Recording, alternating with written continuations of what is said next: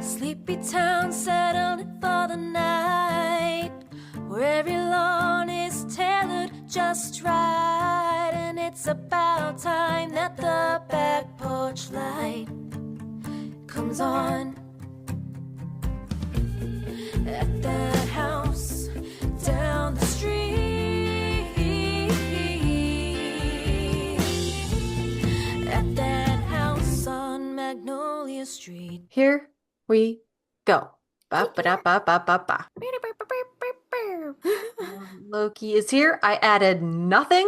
It's fine. No, I told you. Color coordinated, and that's it. I added so much, you didn't even need to. Yeah, I think this probably isn't as long as I think it's going to be because there's a lot of pictures, so I think that took up a lot of the space, honestly. Okay. You disappeared again. Where'd you I go? know. I can't touch my camera. Nothing is working anymore. Are we in a retrograde?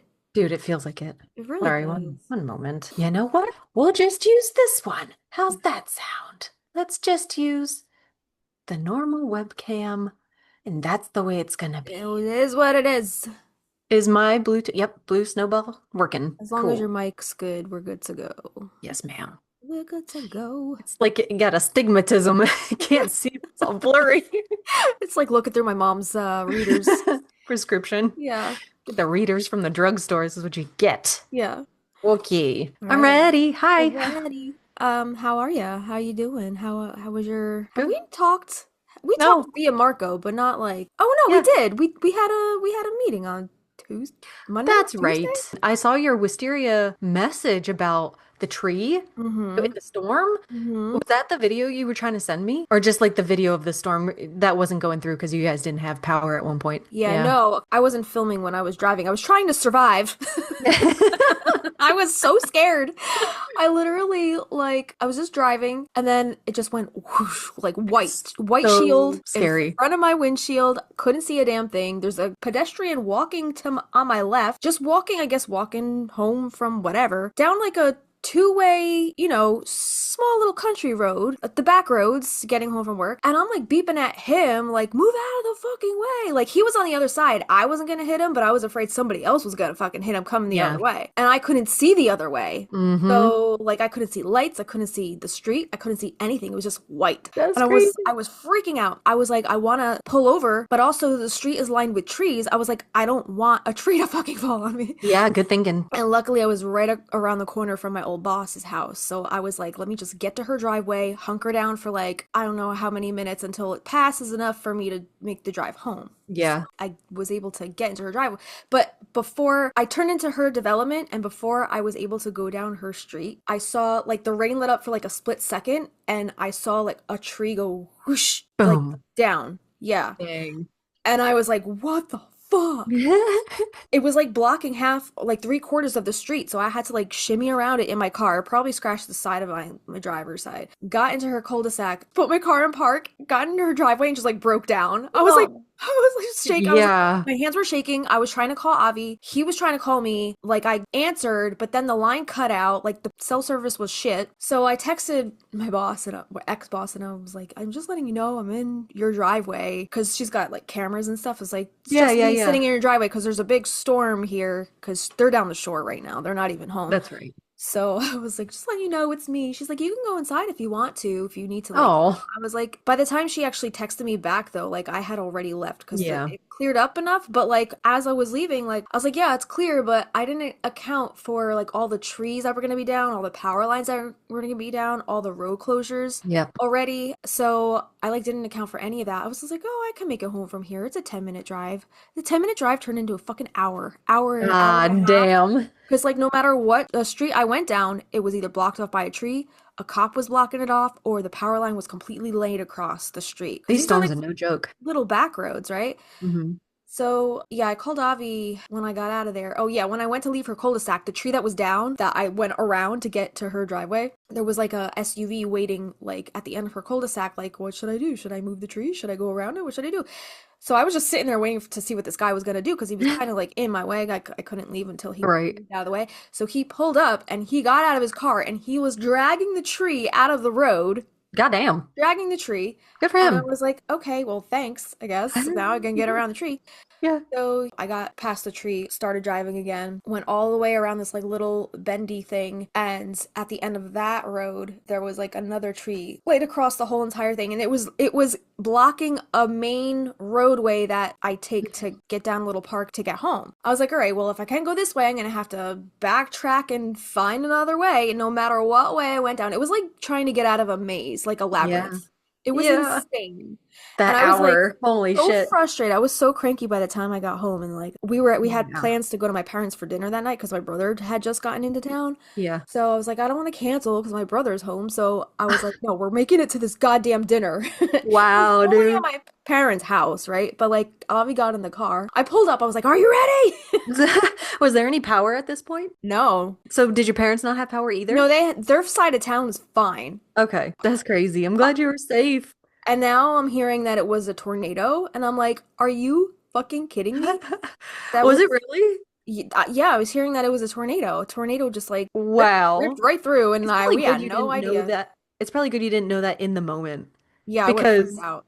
yeah, you would have had a full blown freak out. Yeah, yeah. So luckily, I was like in a safe enough place to get to safety and let it rip through before I Yeah. could like head home. But like getting around all the road blockages, that was so frustrating. I was like so mentally broken down by the time I got home. I was like, "Do you even want to go to your parents?" I was like, "Yeah, we're leaving. Get in the fucking car." He's like, "You're scaring me right now." He's like, "I don't like how you're acting." I was like, "You don't know what I just went through." That's so funny. Yeah. So then Wow. my mom What like a weekend. got at my parents' house, and my mom just handed me a glass of wine. That's Like, nice. like, thank Poor you. thing.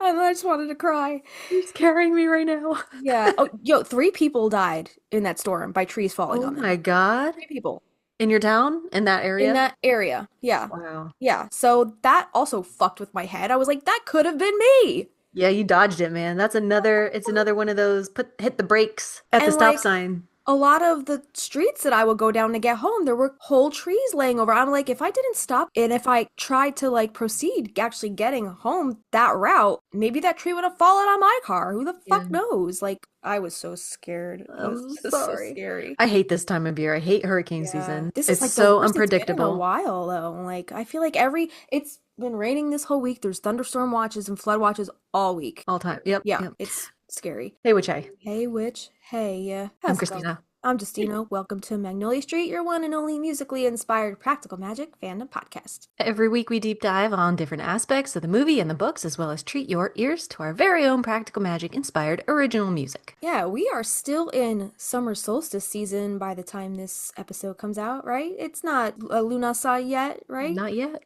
Yeah, so on today's episode, we're keeping you in the spirit and exploring one of the most delicate flowers in the magical garden. And bouquets mostly is where we see these flowers, right? We're talking about Gypsophila, more commonly known as baby's breath. This whimsical flower has 0 mentions in the books, but it does make its presence known in the practical magic universe in the film. Yeah, so whether the aunts are adorning their crowns for the summer solstice celebration, or we're weaving it into our bridal bouquets, this tiny bloom carries centuries of folklore, symbolism, and witchy wonder. So take a deep breath and let's inhale a little floral magic. Dance the night away in this midsummer dream. Our silhouettes, a sky cloud, a wish on baby's breath, crowns in our hair, because it's the summer solstice and we are one with spirit, earth, and water and fire and air, so we can't be late to celebrate the summer solstice. I do love that song. I love that. Yeah, I think we did a great job on that one. Agreed. Yeah, that was our original song, Summer Solstice, which we did a song-episode for last year. It's from our season 2, episode 88, song-episode number 10. So check that out if you want all the behind the scenes on how we wrote that one. Still one of the funniest side splitting to listen back on. Like us experience that is still so fucking funny. It is funny, and I sometimes I put it on if I'm just in the mood to laugh. It doesn't have to be about the clothing. Not about the clothing. Anybody can kick off their sandals. Kills me Every time. So let's just take a peek at those chorus lyrics because this is where we mention our baby's breath. So in the chorus, it goes, "On this summer's eve, our silhouettes are sky-clad, a wish on baby's breath, crowns in our hair, because it's the summer solstice." So let's get into the baby's breath in the Practical Magic film. So this song of ours was inspired by that very scene in the film where our favorite aunts, Franny and Jet, are talking about taking Kylie and Antonia to the summer solstice. And Sally is very hesitant because of the dancing naked under the full moon, right? Jet gently reminds her that the nudity is entirely optional, as you well remember. And she's insisting that Sally has experienced that solstice celebration as a child as well. And a few scenes later, after Sally and Jillian already have their whole murder adventure and then bury Jimmy's body in the Owens garden, the aunts arrive home with a very excited Kylie and Antonia, who have just experienced their first solstice celebration, Franny and Jet style. And as they're getting out of the cab, which we're guesstimating is probably coming from a ferry that had just returned from where, Christina? The Berkshires, the Hamptons of witchcraft. Ah, yes, the Berkshires. And we made that guesstimation on season 2, episode 87, Summer Solstice, Magic and Lore for Litha. So go check that episode out for more deep dives in relation to the whole summer solstice situation in the film and the magic and lore of it all. Yeah, don't forget, we also did a whole Skyclad episode with some summer solstice fan fiction to imagine what Sally and Jillian's first summer solstice celebration, what the aunts would have been like. That's right, we did. And snowballing off of last week's Sparrow episode, we have quite the growing catalog of summer solstice inspired episodes. So I have actually created a summer solstice episode playlist for anyone who wants to binge all of our summer solstice themed episodes. Nice. So link that in the description below and in our show notes over on our hero page. Yeah, awesome idea. So much Owens summer energy all in one place. I love a list. Yes, tickles our Virgo bones. So Franny and Jet and the little girls are getting out of that cab, just rolling in from their solstice celebration. And in their hair, it's adorned in those delicate and whimsical little white baby's breath buds. Yeah, we had our own Franny and Jet moment when we did our little photo shoot up in Boston. The clip comes from our season 1 Boston bonus 1 episode. So let's roll that clip now. So we gathered our things. We got ready. We drove. We said bye to Rob. Said we'll see you in a couple weeks. Yeah. Drove over to the Black Veil and did a little more prepping.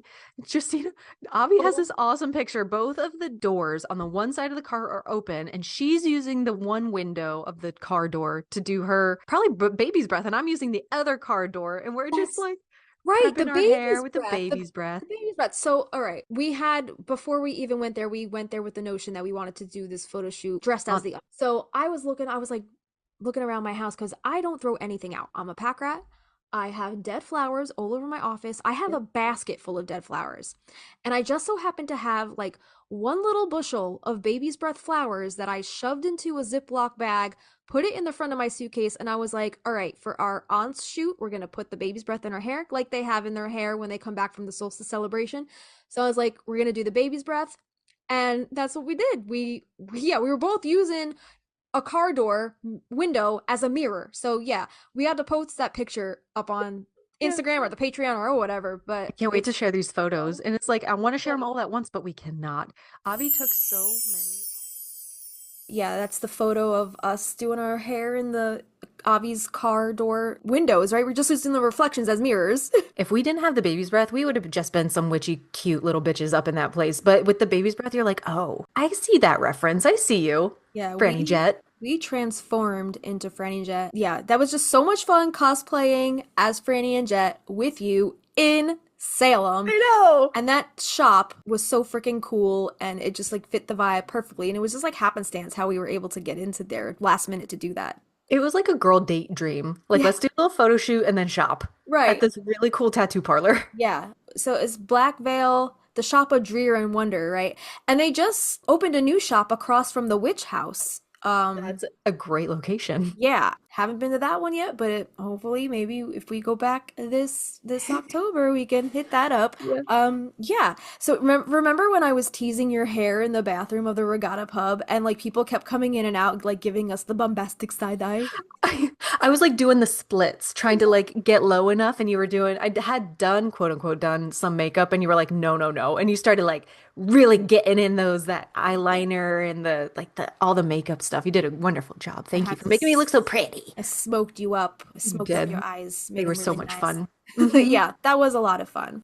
So we chatted a bit about the scene where the baby's breath makes its appearance, but what about its symbolic significance? Why would they choose baby's breath to adorn their hair to symbolize their return from the summer solstice celebration? So let's analyze this choice for a moment. So at first glance, baby's breath might seem like an odd or underwhelming choice, right? It's what many would consider a filler flower, the delicate background whisper behind the main attraction in any bouquet.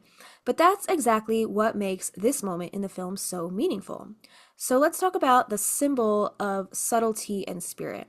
In folklore and flower language, baby's breath represents innocence, everlasting love, and often the ethereal or unseen. And these aren't loud, showy traits, they're quiet strengths. So when Jet and Francis choose baby's breath for Kylie and Antonia's hair during their very first rite of passage into witchcraft, they're not just decorating them, they're marking them. Baby's breath isn't about display, it's about presence, like spirit, like breath itself.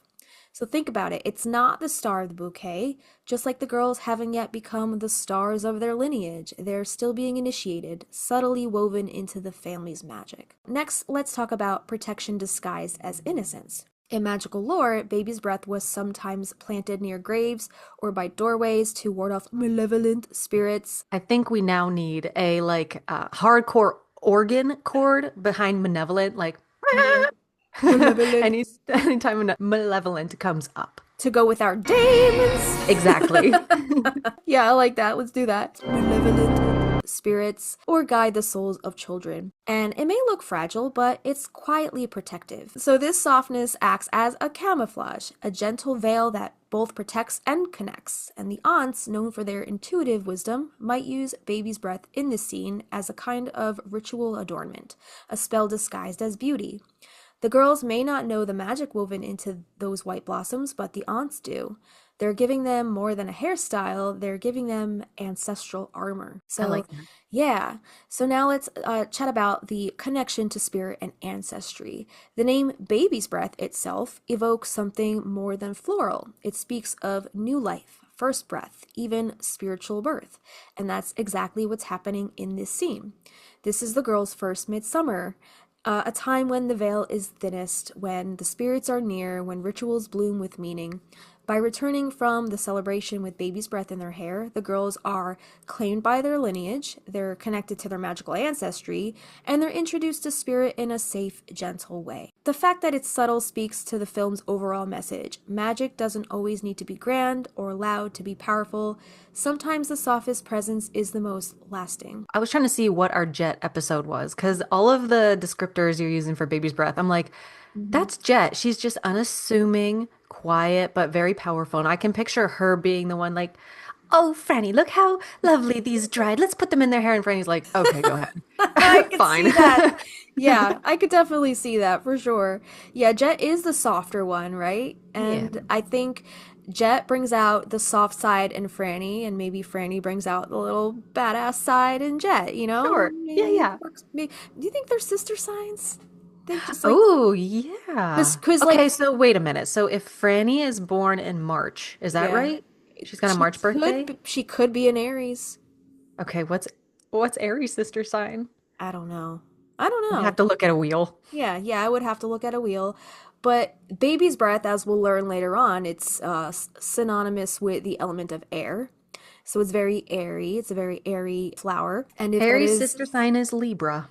That makes sense. I could see a yeah, that's Libra. air. Yeah, Yeah, yeah. fire and air. There you go. So that's another sister duo combo. So Love that it. yeah, that would work, I think then. So yeah, Jet's got that airy vibe. If the baby's breath is her thing, and like Franny's got that fire in her, so like I Mm-hmm. think it just works. It just works. Yeah, let's talk about the baby's breath as a foreshadowing. Baby's breath has a ghostly aesthetic, drying into near invisible wispiness, always just barely there. Could this be a quiet nod to the invisible threads of fate that tie these girls to the Owens curse? And we've talked a little bit about the threads of fate, right? Oh, yeah. Yeah, the spiritual presence of their mother or Maria Owens herself. Or could it be a quiet nod to the idea of something ever present yet not acknowledged yet, much like Magick in their young lives? It may seem like a filler flower to the untrained eye, but to a witch, it's a signal that something is blossoming quietly. Pay attention. And something was blossoming quietly, right? Like, The roses. Yeah. Yeah. exactly. Yep. So, what if baby's breath is the Owens family's subtle way of saying, this is just the beginning? That magic begins with a whisper, a breath, not a bang, right? Right. Like, that is true. Like, Maria's bang moment was her inhaling, composing herself, and trusting in the elements to carry her to safety, I think. Trusting air, right? Yeah, trusting the air. Yeah. So a little bit about this origin of Gypsophilia, the origins of the common name. There are many old wives' tales as to how this delicate flower got its name. So here are just a few of them. Who knows? There may be more. But the name baby's breath for the flower Gypsophilia likely originates from its delicate, airy appearance in small, white, cloud-like blossoms, reminiscent of soft, gentle breath of a newborn. The name is also associated with its frequent use in bouquets for baby showers and christenings, symbolizing purity and innocence.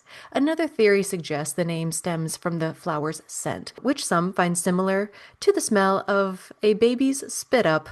I hear a baby's breath is not that great of a smell. Yeah. I don't know. I don't think I've ever like smelled baby's breath. I Hmm. never noticed that it had a scent, but I've never actually like put my nose in it. You So know? I know it's not philia, it's phobia, but anytime you were saying philia, I was like, what is this the fear of gypsies like Borat? Like, what is this? Yeah. Because even looking it up, I'm sure we'll get into it later, but like the Greek root words of these two things, philia and gypso or gypsum, we'll talk, I'm sure, about Yeah, yeah, shortly. yeah, we get into all that. Yeah, so number one, this tiny white flower of Gypsophilia, they're clustered together, creating a cloud-like effect that some find similar to the gentle exhalation of a baby. A baby's breath is often associated with purity, innocence, and new beginnings, making it a popular choice for baby showers and christenings. It's frequently used as filler flowers in bouquets, adding a delicate, airy touch, which could also contribute to the quote breath part of the name. A possible scent. Some people find the scent of baby's breath to be slightly sweet or even reminiscent of like sour milk or actual baby's breath, adding another layer to the name's origin. So, specifically, the name Gypsophilia was named after the kind of soil it thrives in, which is high in gypsum, Gypsum. The class of flowering plants actually belongs to the carnation family known as Caryophyllaceae. That sounds right. Caryophyllaceae. Yeah. The name Gypsophila originates from Greek words literally mean chalk loving or gypsum loving.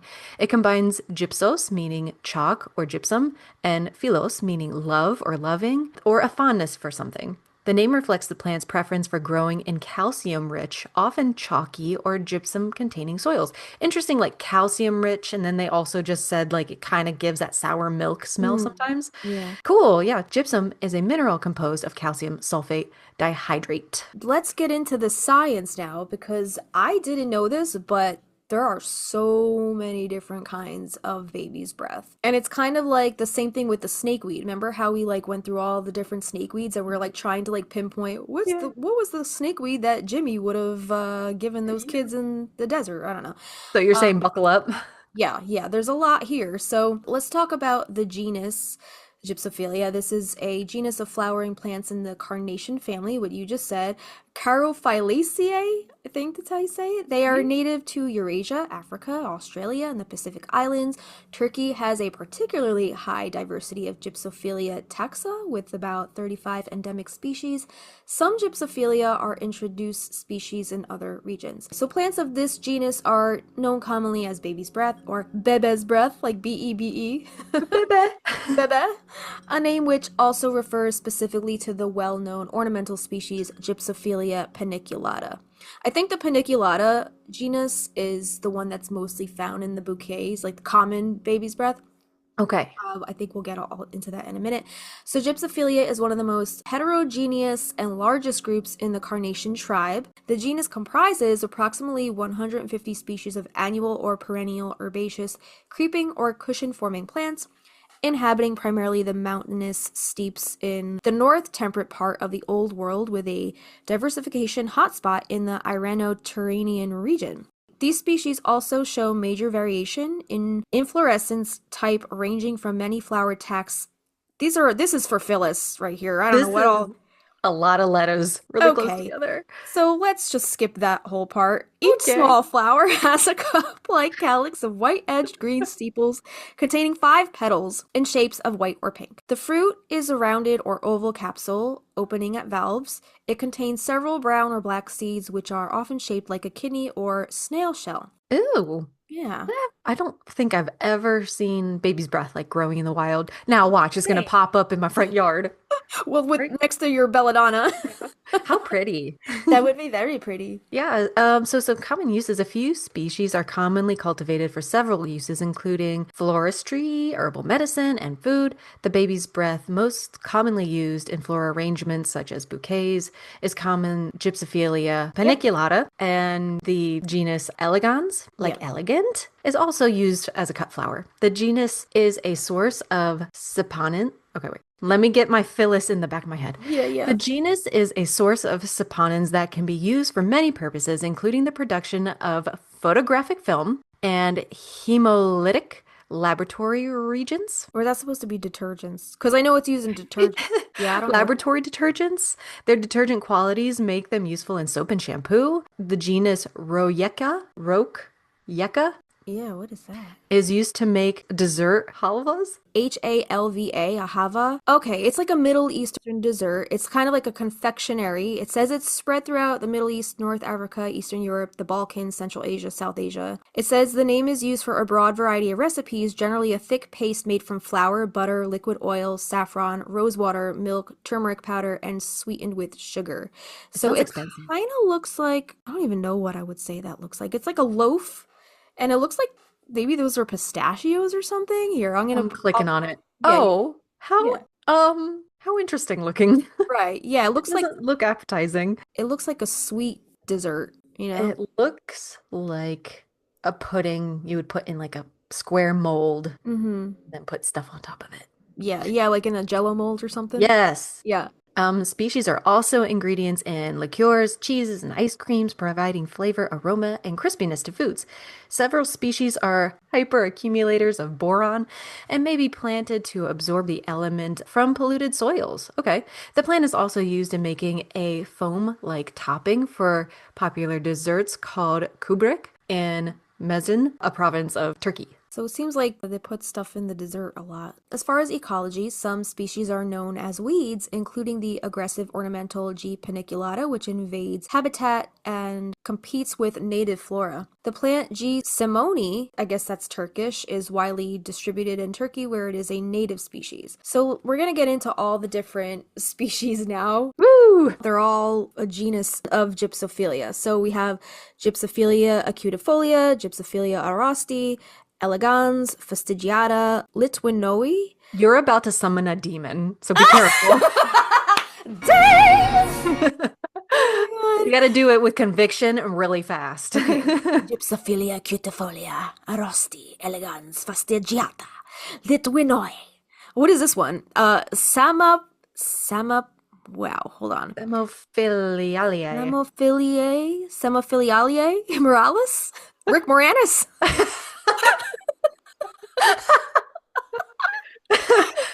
Underrated.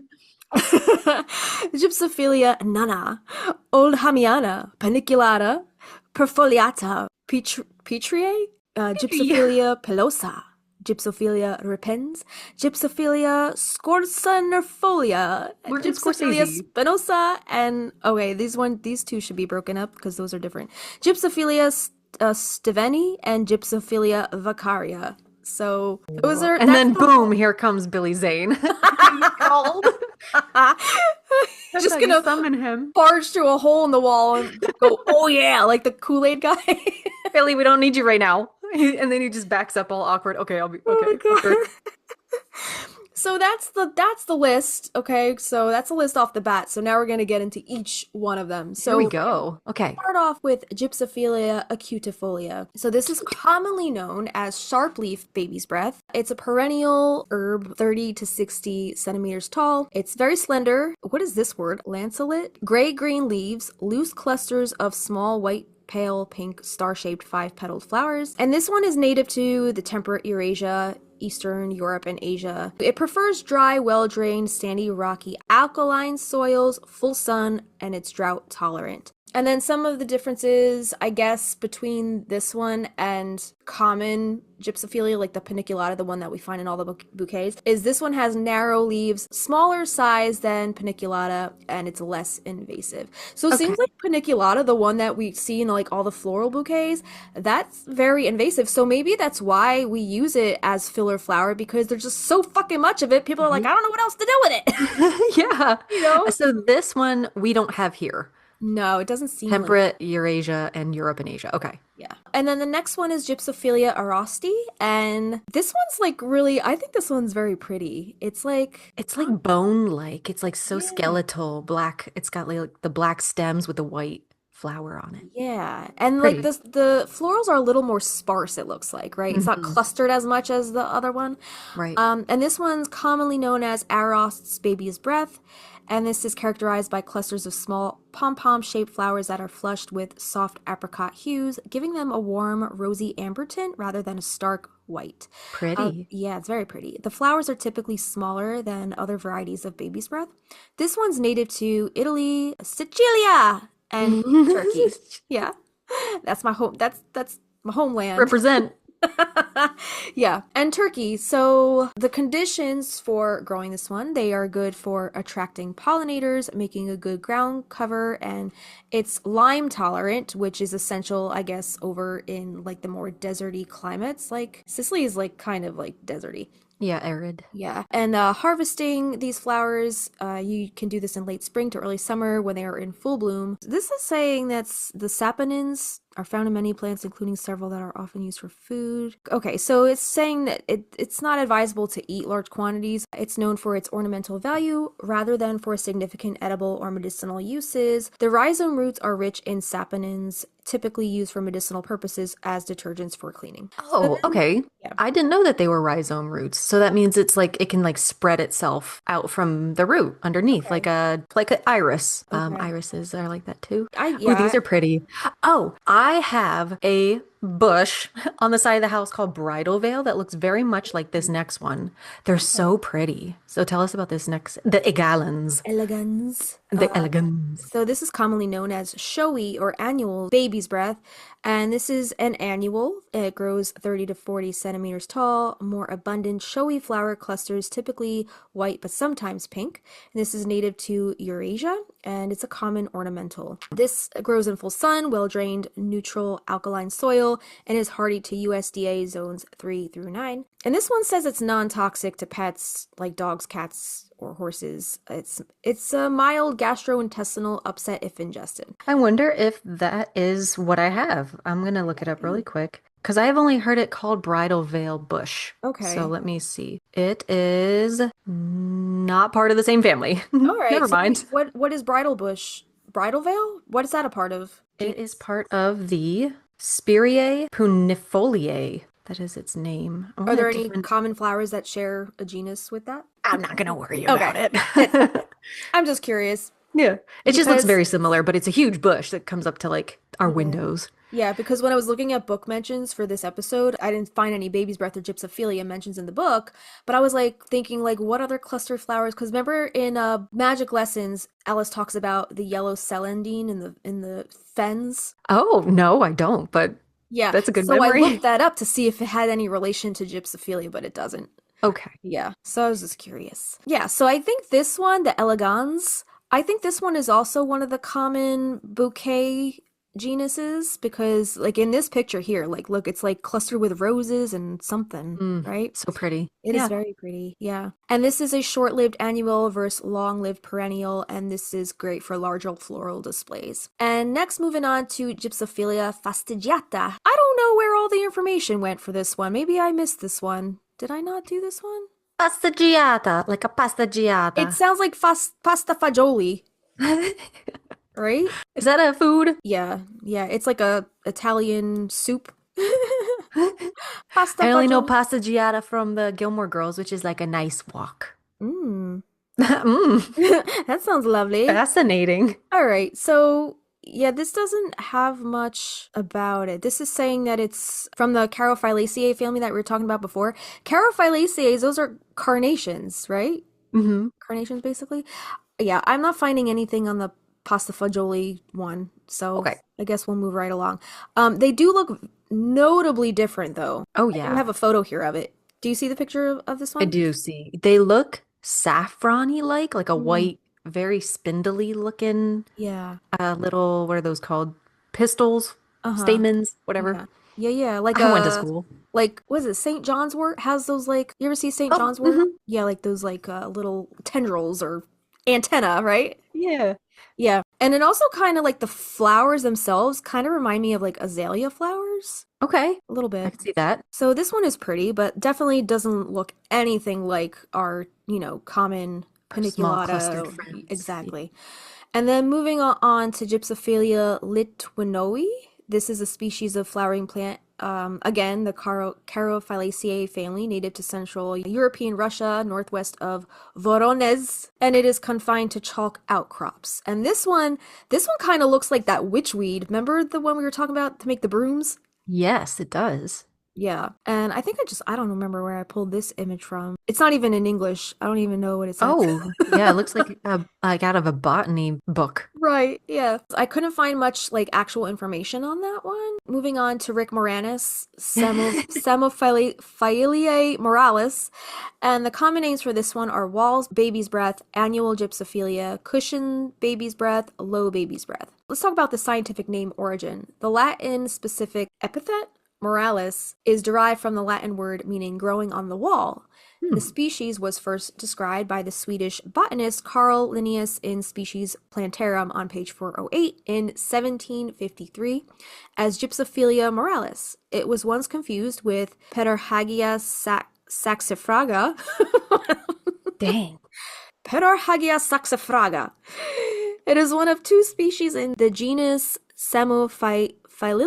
Wait, what? Hold on. Oh, Samophiliella. It is a species of flowering plants in the family Carophyllaceae. It's a low-growing annual / perennial with tiny white flowers, a delicate ground cover, native to temperate regions of Europe, except the British Isles. Also, it's native to Central Asia, tropical Pakistan, Turkey, Caucasus, and Siberia. And the conditions that it grows in are on dry, rocky walls or well-drained soils. This grows in a creeping habitat.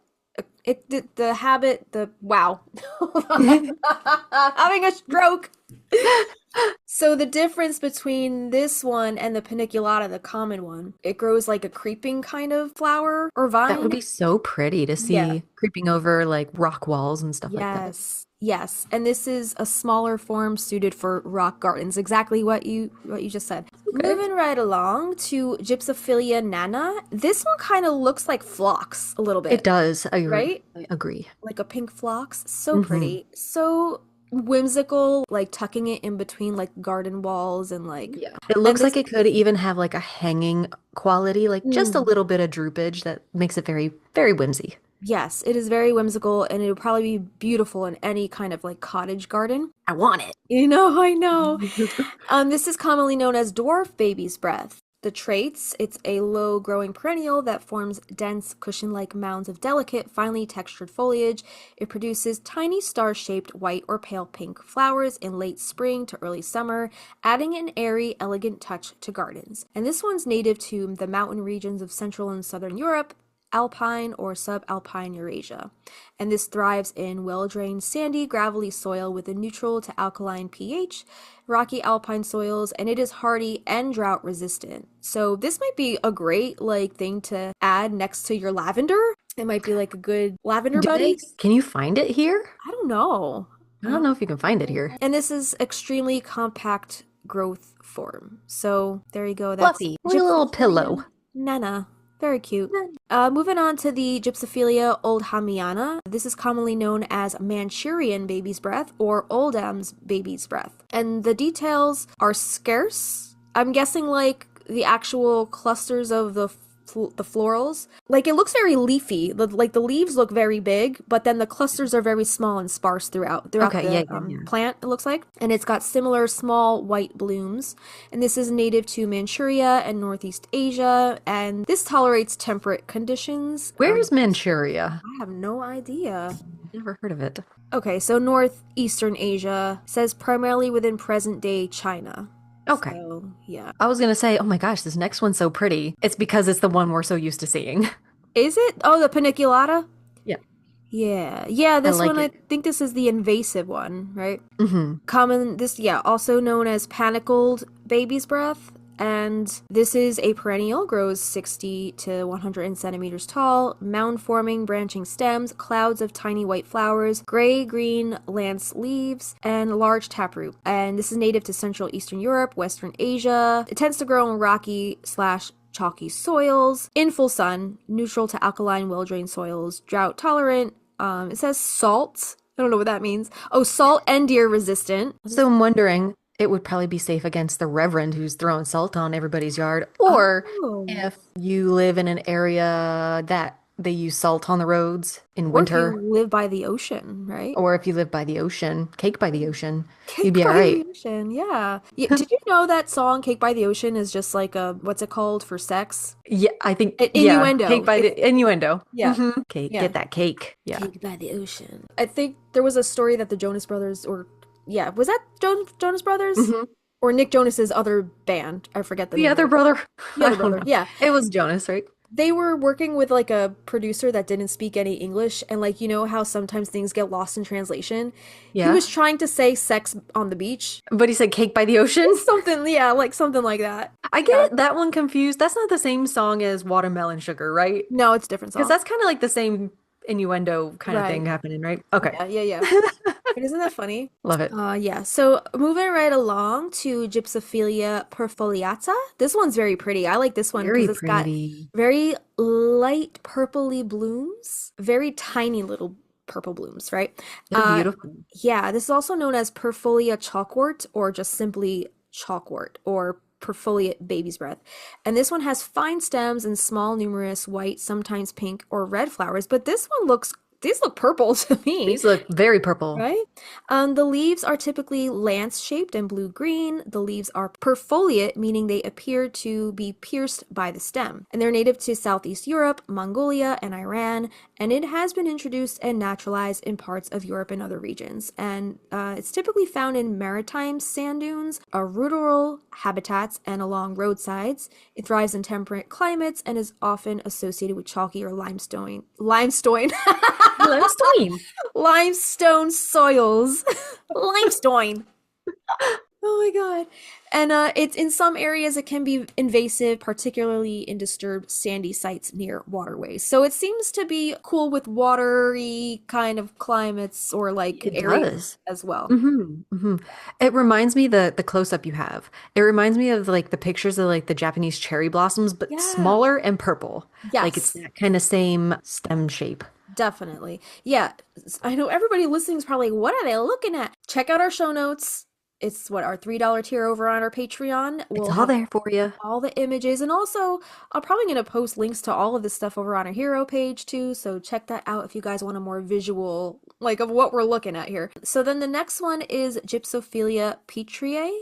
I've never And seen this one looks that. so different than like all the other Yeah. ones. Wow. This one's commonly known as alpine baby's breath, rocky gypsophilia, or compact baby's breath. This is a perennial plant known for its delicate, airy appearance, typically grows to the height of about 30 to 60 centimeters. So that's 12 to 24 inches. The stems are usually slender and somewhat sprawling, giving the plant a soft, airy look. The leaves are narrow and lanceolate, arranged alternately along the stems, and they are often gray-green in color, providing a subtle contrast to the whiter pale pink flowers.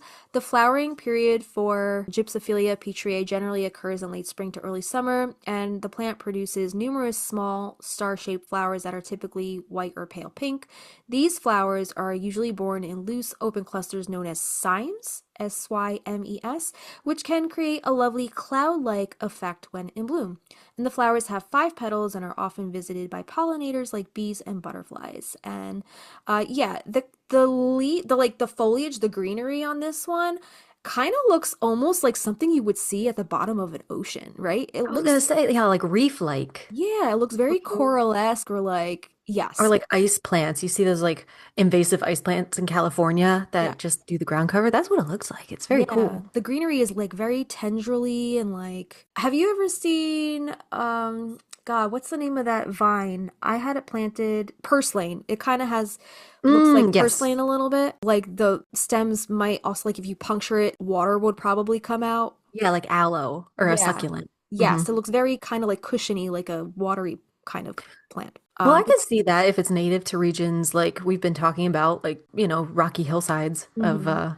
the Mediterranean and Italy and, the mountains. They need that water. They got to hold on to the water. Exactly. So yeah, this one is native to regions with rocky or calcareous soil, often found in mountainous areas of Europe. So again, if it's like, I don't know, Italy or Sicily, I don't know, it doesn't say exactly where in Europe, but it looks like it would grow in a very arid, dry kind of climate. Because if it's retaining that water, you would think like Mhm. Like a it camel. would have evolved to, adapt in those surroundings. Yeah, Agreed. exactly. So like self-sustainable kind of. It does thrive in well-drained soils and can tolerate drought conditions. The plant prefers full sun to partial shade, making it suitable for rock gardens, alpine gardens, and borders. Moving What in on. the world? Yeah, this one is crazy. Whoa. This Out of one, left field. you know what this one reminds me of? You see Nightmare Before Christmas? It looks like the Charlie Brown Christmas tree. Yeah, I was gonna say there's a scene in Nightmare Before Christmas when Sally's holding this stick, right? And it Yeah. turns into a Christmas tree, and it Yeah. looks like a very sparse Christmas tree, and like those little like buds look like ornaments, right? Weird. Pre-decorated Christmas tree. Yeah, this one's very weird. So this one's Gypsophila pilosa, and this is also known as Turkish baby's breath. This one has like small white flowers, but this has like hairy stems. You see the Okay. little pricklies on there? I see that. Like Yeah. for like grabbing, like Yeah, yeah. Velcro. Almost kind of like Venus flytrap-esque a little bit. I Okay, don't so real quick, I'm so sorry again that the comfrey came very Oh, soggy, it's but okay. the fresh leaves have this, like they'll fucking stick to a tea towel Oh and you have wow. to like Velcro Okay. them off. So All that's right. very similar. All right. Have you used the comfrey before in like the Yeah. Yep. salads? I've Yeah. used it Does it before. does it work? Have you noticed like a noticeable That remains to be seen. Don't take it internally. That's all I know. not internally. So just like topical Yeah. salve, like a salve. All Yeah. right. I will try that. All right. Anyway, the Gypsophila pilosa. This one grows in rocky, chalky soils. This one's native to the Mediterranean and it's got a hairy morphology. What does that mean, Oh morphology? Does yeah, it that just does.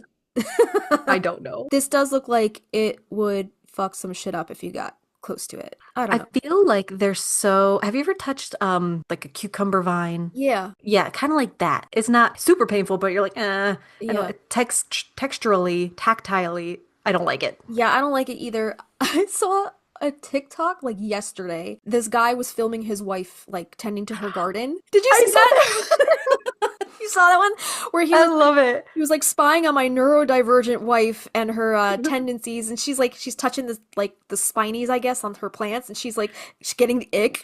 It was like, ew, ew, yeah. Getting the ick every time she Perfect. touches it. She kind of like she like ew, I right? feel that. I feel it so Mhm. much. It's so Yeah, real. it is so real. Yeah, so I feel like I have to like tend to cucumber plants or zucchini plants with gloves because like I hate Yeah, that shit touching my it made me hands. so itchy. Yeah. So that is the Pelosa genus. Let's move on to Gypsophila repens or repens. This is commonly Cute. known. This is very pretty. This one also kind of looks like a phlox, but maybe more like a forget-me-not. Like the flowers are a lot smaller. This would be very cute in a pot on your Yes. doorstep, like Yeah. almost like a mum bulb or like a mum half moon, Right. Yeah, this one is also known as creeping or alpine baby's breath. And this is a mat-forming perennial, tiny white-pink flowers, and an evergreen-like habit, and native to alpine zones of Europe. Conditions are rocky, well-drained soils. It needs full sun, but it is also cold tolerant. So kind of like a phlox, I'm guessing, because phlox typically grows like at the beginning of very, very, very beginning of spring when it's still frost outside. My phlox is just blooming now. Really? I think it's because it's getting a lot of shade. Wait, do you have creeping phlox or like the other? No, just like the taller one. The taller phlox, yeah, I have a taller phlox that's Okay. bloomed right now in my front garden. But the creeping phlox, that's generally like an early spring plant when the frost is still kind of like doing Gotcha. its thing. As far as toxicity, this one says likely mild, so I don't know, maybe not fuck with it. And then it's got a creeping habit for rock gardens and it's low ground cover, so kind of like a phlox or like a forget-me-not. It's got those very small, tiny little flower clusters. Very pretty. Very pretty. And then we have Gypsophila schizophrenia. I don't. Oh, Hold on. Gypsophila Martin Scorsese. Martin Scorsese.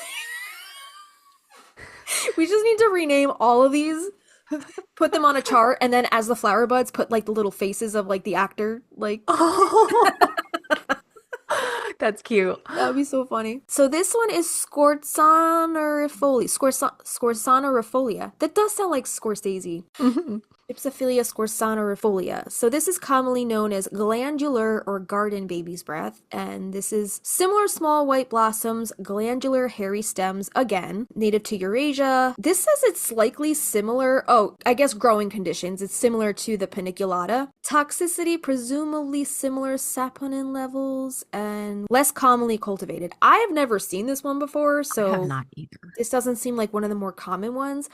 And this doesn't even seem like, it doesn't even look like the other baby's breath, right? This one is kind of No. like very sparse foliage. Like Singular very, flowers at the end of each little stem, but it's also native to Eurasia, so it's I don't very know. veiny, right? The stems are very veiny, like they kind of like go here, there, and everywhere. And then It's a at the, skinny girl. yeah, I don't really see many leaves on these, right? It seems like all stem kind of. Oh yeah, I wonder how tall they get.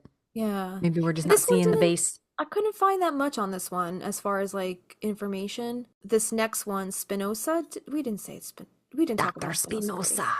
Yeah, I don't even have a picture of this one. This one's commonly known as thorny baby's breath. This one is a herbaceous perennial, reaches up to 50 centimeters in height, known for its small white, pink, or purple red flowers, 3 to 4 millimeters in diameter, and linear leaves about 1 to 4.5 centimeters long. The plant has a thick root and erect stems. The flowers are arranged in corymbose cymes with spines in the forks of the axis. And this is native to northern Xinjiang, China, and prefers well-drained alkaline to neutral soils and full sun.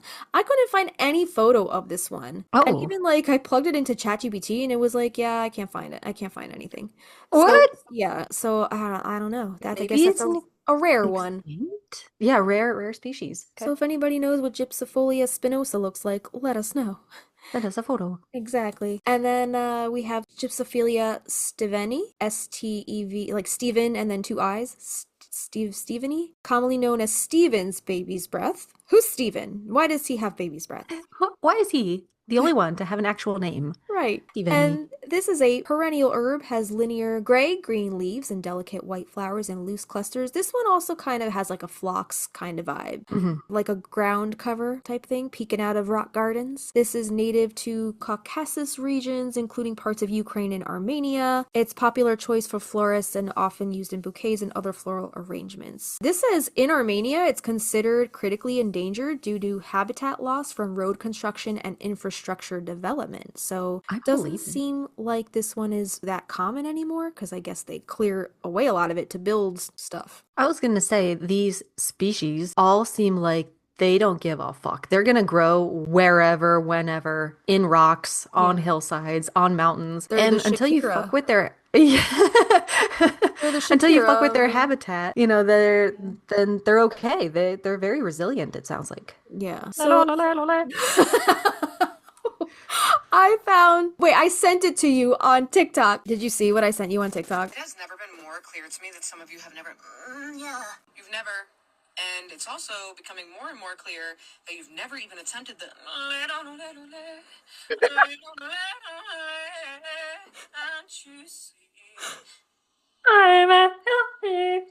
hurts me. It's not That is talking to you. that is the best rant. La, la, la, la, La, la. la, la, la, la, la. Her name is Shannon, like the heart symbol, and then 333. Oh yeah, I see her now. Yep. So funny. I I gotta sent that watch her to full moon one and then the JoJo Siwa one.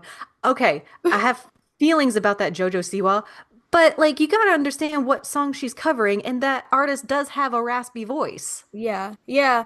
But do you think The she's auto trying? tuning, whatever. Do you think she's trying to intentionally be? She's making it raspier than it needs to be. Probably. Yeah. Yeah. She's riding Also, Miley Cyrus's coattails. anyway, anyway, Keep keep going. we're gonna keep rolling here. Gypsophila vaccination vasectomy.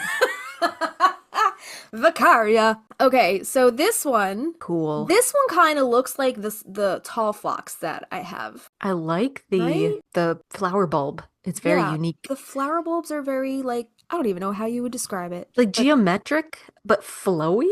I don't yeah, know. kind of like a clematis. If you guys have seen like a clematis, Okay. how those kind of flowers Yeah, I could see grow, that. like this one's commonly known. Okay, that makes sense. Vicaria. I think that's how you say cow in Italian. Yeah. Yeah, this one's known as cow herb, or cow cockle, cow basil, cow soapwort, or prairie carnation. So Okay. take your pick, whatever one you want to use. And this is a species of flowering plant in the family Carophyllaceae among its many. Okay, this one kind of looks more like a carnation, like the bulb or the Yeah, I can what see is it that. called? What is that thing called? The green base of is that the I don't state? know. You have the petals and then the green part beneath it. I don't know what that's called. Yeah, that part. That looks like the base of a carnation. Hmm. A little bit. So yeah, it's part of the carnation family. Among its many synonyms is Vicaria hispanica, which was the only species placed in the genus Vicaria. And it's an annual herb with blue, gray, waxy herbage and pale pink flowers. And carnations also have that kind of like blue, gray, waxy herbage, right? And this is native to Portugal, Morocco, the Himalayas, and has been introduced into temperate areas worldwide. And the seeds of this species are used in Chinese medicine. Do we get into Chinese medicine at all? We might a little bit. Okay, well, I'm wondering what the seeds are for. Yeah, I think we talk a little bit about medicinal use. I don't know if we talk about specifically for the Vicaria, but I think Okay. maybe overall medicinal use as far as the baby's breath, like Gypsophila in general, we talk about medicinal uses in our second segment later on. Okay. Not sure if we talk about that specifically, like the seeds. Okay. So you were saying each of these has some kind of toxicity, which we're Mhm. going to talk about. Because the Gypsophilia genus, which includes all of those species we just went over, contain gypsocinin, and it's a type of saponin. And saponins can cause gastrointestinal upset if ingested. That's what's making me like, what kind of medicine are they able to use with this? While the effects on humans are generally not considered dangerous, it's worth noting some potential issues like skin irritation. Handling the plant can cause minor skin irritation or contact dermatitis in some individuals due to the saponins present. It can cause respiratory irritation. Dried baby's breath can irritate the eyes, the nose, the sinuses, potentially worsening symptoms in people with asthma. And while not considered dangerously toxic to humans, ingestion, especially in children, could lead to mild digestive discomfort such as nausea or upset stomach. And there is a toxicity to pets, especially in cats and dogs. Ingesting baby's breath can cause irritation to the gastrointestinal tract in pets, leading to symptoms like vomiting, diarrhea, loss of appetite, or lethargy. As far as the severity, while typically mild, ingestion of large amounts or by vulnerable pets like super young baby pets, older pets, or those with underlying health conditions can be more concerning and potentially lead to dehydration. WAG, I think the company WAG, Mhm. Mhm. indicates that severe vomiting and diarrhea can occur. I used to work for WAG. I had a shirt and everything where you Aw. walk the pets. Is that like what is WAG? Is that like Chewy? Like a No, it's like you have an app and you're a dog walker. oh, And like you can like be like, oh, I'm in this area. I can go take out that dog. And you walk the dog how and you bring him cute. back. Yeah. That's cute. So some precautions is best to keep baby's breath out of reach of pets to prevent accidental ingestion. And some important notes that there are different species. The general information on the toxicity of the genus Gypsophilia in species like the G. paniculata and G. elegans can provide a useful guide. So consult a professional if you suspect a human or animal has ingested a significant amount of the plant or are concerned about specific reactions. It's always best to consult and contact a medical professional or the pet poison hotline for guidance. The number will be linked. Edibility. Baby's breath is not edible and should not be used as decoration on food that will be consumed. Saponins, uses, and photography? Question mark? Oh, did you want me to read this or did you want me to? No, go ahead, read it. Yeah. Extracting saponins from Gypsophila for photographic film production. Well, saponins have found applications in various industries, including food, cosmetics, and pharmacologicals.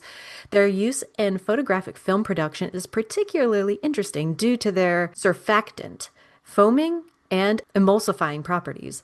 Here's a breakdown of how saponins, specifically from Gypsophila paniculata, baby's breath, are extracted and potentially used in film manufacturing. Here we go. Wild, right? So number 1, plant material preparation. Roots of Gypsophila paniculata plant are the primary source for saponin extraction. The roots are typically ground into a fine powder and sieved to ensure uniform particle size before further processing. Several methods exist to extract saponins, but common approaches often involve the use of solvents like ethanol or methanol in combination with techniques like ultrasound assistance extraction, UAE. Solvent extraction, the plant powder is steeped in an aqueous alcohol solution, like 75 to 95% ethanol, to dissolve the saponins. Then there's the UAE mentioned, the ultrasonic extraction. This technique uses sound waves to help break down the plant's tissue and improve the release of saponins into the solvent, according to Google patents. Compared to traditional methods like reflux extraction, UAE is more efficient, using less solvents and causing less degradation of the saponins. Number 3, purification and isolation. That sounds like it could have been a segment in our exorcisms episode. Yeah. You know what I mean? Yeah. Centrifugation. After extraction, the mixture is centrifuged to separate the solid plant residue from the saponin containing solution. Concentration. The supernatant, which is the liquid phase, is then concentrated, for example, by rotary evaporation to remove the ethanol. Macroporous resins specifically designed to bind to saponins are used to further purify the extract. The purified saponin solution is freeze-dried to obtain a powder of total saponins. I'm lost. Yeah, this is wild. I need a video of this. Yeah. So lastly, the role in photographic film production. Saponins, acting as natural surfactants, can be used in photographic emulsion due to their ability to act as emulsifiers. They help to create stable emulsions by reducing the interfacial tension between the different components of the photographic emulsion, like silver haldines and gelatin. What are silver hal? What are these words? You're doing Okay. a good job. Okay. Saponins can influence the size of emulsion droplets, which is crucial for achieving desired film properties like sensitivity and image quality. In essence, the extraction process focuses on isolating the surfactant compounds from the plant material using methods that are efficient and minimize degradation, making them suitable for use in photographic film manufacturing. Now, we've talked about photography on this process before. Go check out our daguerreotype episode, where we've talked all about the cool photography process that inspired the special effect that they used on Jimmy's ghost eyes in the movie. Yeah. You know, the whole photography connection here, it really piqued my interest, so you just know I had to do some digging to see if Gypsophila saponins were used at all in the daguerreotype process. It was not, and that is no surprise because I feel like that would have been something that would have come up when we were recording that episode, right? But then again, Sure. it was a while ago and we have podcast brain from like a week ago, so maybe that it was something that we talked about and I just don't remember. But just a quick refresh, the daguerreotype process is a complex chemical one that involves specific materials, a silver-plated copper plate, cleaned and polished to a mirror finish, iodine and bromine vapors used to sensitize the silver-plated plates to light, mercury vapor heated to develop the latent image on the plate after exposure, sodium thiosulfate or common salt used to, quote, fix the image and prevent further development, and gold chloride applied to tone and intensify the image. I So feel while like that was easier to understand than what the fuck I just read. I know. Really. Yeah, I still don't understand how saponins are extracted and used in film production. Even though we just read a whole paragraph on it, I'm still like, I need to see a video or something, you I know? do. Yeah, yeah, yeah. Yeah. So while other early photographic processes like photograms or anthotypes did utilize plant materials, the daguerreotype process relied on the chemical reactions of silver, halides, and mercury. So there you have it. Those are all the types of Gypsophilia. There might be more of those than snakeweeds. That was a whole other, plant with many different varieties under that same genus. So that was like a Who marathon. knew? Yeah. That was a lot. Yeah. Yeah. All right. So we're going to take a quick break. And when we return, we're going to do our card pull, then jump right into magic and lore, cultural symbolism, and pop culture. So stick around. We'll be right back. We'll be Here we go. right back.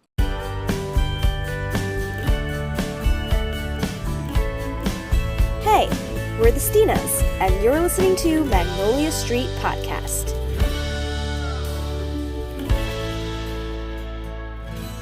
All right. Do we want to use the Oracle? Is there a baby's breath in the garden card? In the garden deck? There's not. Oh. I looked in that, and I also looked in Scott Cunningham's Encyclopedia of Magical Herbs. It's also not in there. Oh, no. Okay. It's weird. It's like this little, because I guess people consider it a filler flower. It's not really talked about a lot, you know? Let's do a traditional card pull. I think that is a good idea. Hmm. You know what I might do instead of like shuffling my cards? I might just let's do some bibliomancy. I like that. I'm just gonna flip and you tell me when to stop. Yeah. All right? Stop. Firefly. Oh, how about that? Firefly. This is all about auras and observation and perception. And this says, coming out at dusk and lighting up the night in many areas of the world, fireflies allow for us to see what we cannot on our own. Take notice of the energies that surround you, witness the auras in those around you, and ensure that you act accordingly. Interesting fact, not all fireflies light up, but this is how they communicate with one another. Ancients used them in paper lanterns. Some believed that the firefly were the souls of the dead ancient warriors helping guide. This says simultaneous bioluminescence is a rare but natural phenomenon that happens when all the fireflies within a certain area link up and synchronize their flashes. So act accordingly. Is that like when women get their period at the same time? I love it. They're That just must like all be so beautiful. synced up. Yeah. Yeah. So the mantra on this card says, I am aware of and see the energies around me. I love that. It's beautiful. Perfect And we're in for- fire season. Well, no, technically we're in Cancer season, but it's hot. It's hot. Perfect for, we are still celebrating solstice energy, right? So Exactly. yeah. They are saying, it's really sad. Did you see that article that came out that's saying we're the last generation that's going to see fireflies? I did. It's very sad. It is very sad. Hey, but you know what? We're gonna be dead. Who cares? Yeah, I Like, know. good luck, I guess everybody. so. Yeah. I know. I ain't Listen, gonna have a care in the world. listen, this world might implode before fireflies go extinct. So That's true. we're all fucked.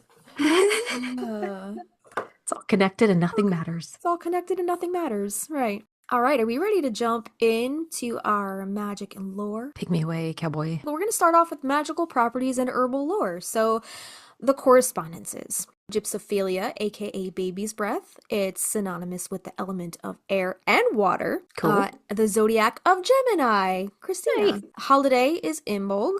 The season is spring. The planets are Mercury and Venus. The deity associations are Aphrodite. What is this one? I've never heard of this one. Oreosine? Euphrosyne, the Euphrosyne? goddess of joy. And the crystal pairings are clear quartz and selenite. And the common associations are, we said, element of air, Venus, purity, and connection to the spirit world. And some of the uses that it has in witchcraft and magic, it's great to use in love and protection spells, for spirit offerings or ancestral altars. Great for binding rituals, symbols, because it's a symbol of eternal love and fidelity. It's great for communication, that airy quality, right? Creativity, innocence, modesty, beauty, purity, new beginnings, for free-flowing communication and creativity, to open clear lines of communication between couples, in love spells. It's good to instill a strong bond in friendships, to release the truth no matter the consequences, and it represents a true heart and everlasting love.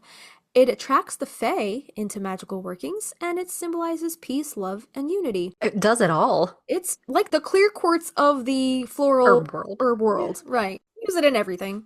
Yeah, Don't man. eat it though. So this article is by Amethyst River, and it's Baby's Breath magical uses. So the white flowers represent purity and are therefore commonly used in spells promoting love, peace, and unity. Adding them to a spell jar or bag helps to create a balance and ensures only pure intentions are released. These little babies have a very delicate floral scent and are therefore a great addition to spray potions, for example, a creativity or beauty elixir to enhance the power of the concoction. Amethyst River personally likes to add them dried into their room spray. They say, I find that it adds so much power and helps relax me. A bonus is that it looks really awesome in a liquid. Please do not apply to the skin, as some species are toxic, which we covered. Good to know. Yep. Yeah, in conclusion, adding them to anything ensures that only the most innocent of motives will surface. Also, be careful around your pets. If you can't get your hands on baby's breath, roses make an excellent substitute. When you're drying, Amethyst River says, I like to store my flowers' heads in tiny little jars after I've dried them. To do this, hang the plant upside down from the stems and let them rest for a few days out of sunlight. Unfortunately, baby's breath doesn't last very long after it has been harvested, unless you're Justina and you can get it in that little Ziploc bag, nice and tight. Yeah. Like a little weed bag. I'm your baby's breath dealer. Yes, you are. Let me know if you need some. I got you. Yeah, so it doesn't last very long after it's been harvested, but that is also a plus if you just plan on using the flowers and not having them on display. So once the stems have lost their vibrancy or the heads have started to fall off, this is the best time to collect the flowers. Run your fingers through the branches and collect the heads, but be careful, it's very messy, as we saw all over Avi's car. It literally got everywhere. Yeah.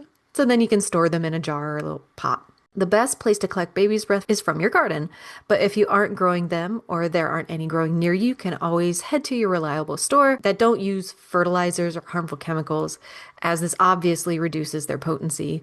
It makes it more dangerous to keep around the house if you do have animals or little ones. If you can't find any which have not been sprayed, you can still use them, but for obvious reasons, do not apply to the skin. It says, I would highly recommend avoiding ingesting any plants unless you are absolutely certain they are safe. But you can also make a little dream pillow with dried lavender and baby's breath to help promote a restful sleep. Yeah. I love getting baby's breath from Trader Joe's. In the springtime, they had the pastel dyed baby's breath. Oh my gosh, yeah, it's so colorful. So cute. So I got a little bushel of that, but then I brought it home and I was like, isn't that poisonous to the cats? So then that's when I looked it up and I was like, fuck, it is. So I hang it on my porch with all my other like hung herbs and stuff. And So it just witchy. like gives it like a little whimsical touch. And I've never used baby's breath in actual spell work. I just think it looks really pretty and cute. And like I like hanging it dried, and it just gives the space like a nice little whimsical witchy touch. Like It's very bundled. cute. Yeah. It is very cute. So Gypsophila elegans Covent Garden baby's breath. This is from alchemyworks.com. And this says this annual flower is often used in water magic, probably because of its resemblance to sea foam. But as a Venus plant, it is mostly often utilized in love and garden magic. I don't know who the author is on this one, but they say there's a recipe for a love charm that they included here, so I'll link that in our show notes. In the language of flowers, baby's breath represents a pure heart or everlasting love, and you can use it to attract the fae to your garden. It's said to be one of their favorites. Originally from the Caucasus, this popular English garden variety has the largest flowers of the white annual's baby's breath. It's a wonderful filler for bouquets with a delicate fragrance of its own, and it's associated with imbulg. And this variety makes excellent cut flowers, and it can also be dried by hanging it upside down. This says another good dried flower is winged everlasting, which I'm looking at that now. That kind of looks like a cross between like a daisy and a sunflower. Are you looking at that? No. The winged everlasting? Yeah, it's like really Oh, weird. right? Like it looks Weird. like it could be Okay, a if daisy or you're a sunflower. kid, it's how you would draw a sun. Mm, Like as a kid, big circle in the middle yeah. and little pointies on the outside. Yeah. Yeah. And even like the center of it kind of looks like a marigold a little bit, right? I love it. It's cool. With like sunflower petals. Very cute. So how do we grow baby's breath if we want to actually grow this in our own gardens? So you can sow seeds in a prepared soil outside in early May, barely cover, just water to germinate in 21 days. Or you can sow in pots to germinate in 5 days at about 55 degrees Fahrenheit or 13 degrees Celsius, or 7 to 14 days at 65 through 70 degrees Fahrenheit or 18 to 21 degrees Celsius. Transplant to light soil and full sun up north or partial shade down south. It blooms in 10 weeks after starting and will continue flowering for 4 to 6 weeks. You can sow successfully if you want more flowers or cut back after the plant has finished blooming for another flush of flowers. It gets about 24 inches tall. The flower is handy for hiding the fading leaves of bulbs. Okay. There you have it. So here it might be the answer to my question earlier about how is this used in medicine. So traditionally it has been used to treat lung diseases, jaundice, rheumatism, and typhoid fever. And as a putative, a recent study suggests potential benefits for diabetes and as a spermicide. So some traditional uses include respiratory issues. Baby's breath was used to address coughs, colds, and other respiratory ailments. Digestive issues, which it can also cause. But here it says it was also used to soothe digestive discomfort. Liver and kidney issues. Some traditional uses include treating liver disorders and kidney stones. Just go to the doctor. Anti-inflammatory properties. It was believed to have calming and anti-inflammatory effects, making it useful for various ailments. Some other uses, it has been used to treat fevers, typhoid, and even jaundice. And in Chinese medicine, in some cultures, it was used to treat yin deficiency, like your yin and your yang balance. In modern research, as far as diabetes, studies have explored the potential of baby's breath in managing diabetes due to its aglucosides inhibitory activity, which can slow down glucose absorption after meals. As far as spermicidal activity, the saponins in baby's breath have shown spermicidal activity, though this needs further research. It has anti-cancer properties. Research suggests that the saponins in baby's breath may have anti-cancer properties, potentially enhancing the effectiveness of some anti-cancer drugs, according to Fluoroquine. Oh God! Hepatoprotective, cytotoxic, antioxidant, anti-inflammatory, diuretic, neuroprotective, and anti-obesity properties. A review highlights various pharmacological effects of Gypsophila species, including those listed here. Important considerations. Saponins, while beneficial, saponins can cause allergic reactions in some individuals and can be toxic in large quantities, so caution is advised. There is further research needed. More clinical trials are needed to confirm the efficiency and safety of baby's breath for medicinal purposes. And always consult a healthcare professional before using baby's breath or anything from your garden for medical purposes, especially if you have any underlying health conditions. I would just say maybe use this flower as it's intended for. Like we just use it Magick? as bouquets and magic, right? Yeah, Yeah, no that's problem. enough. That's enough for me. So let's talk about folklore and cultural symbolism now. In Victorian florography, baby's breath is also known as everlasting love or innocence.